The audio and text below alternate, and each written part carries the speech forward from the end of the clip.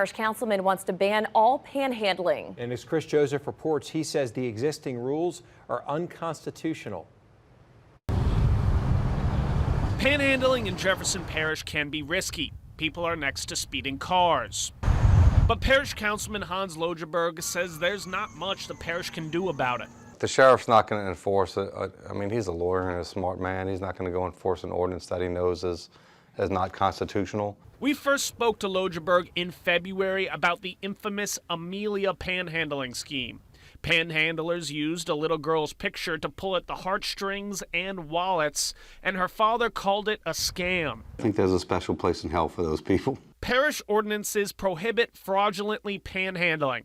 The sheriff's office hasn't provided its views on enforcement, despite a public outcry about the alleged fraud. When I see stuff like this, it just really angers me and really boils my backside, excuse the French. Logeberg vowed to work with the parish attorney's office on the parish's ability to crack down on all panhandling. Parish ordinances right now require a permit from the sheriff's office, but those can only be given to charitable organizations. Panhandling without a permit could carry a $100 fine and jail time. Logeberg says the attorney's office calls the permit process unconstitutional. I was a judge for 20 years, so I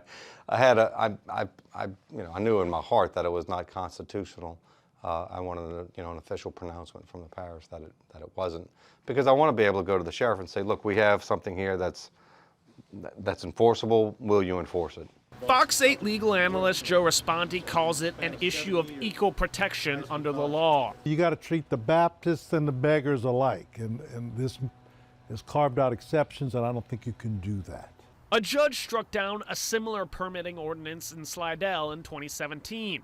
Logeberg says he's now workshopping an ordinance which would ban all panhandling and donations. We're not prohibiting fundraising. We're prohibiting fundraising on street corners, and I think that it's not the safest thing in the world to stand on a street corner and solicit money, so I don't have a problem with prohibiting it wholesale.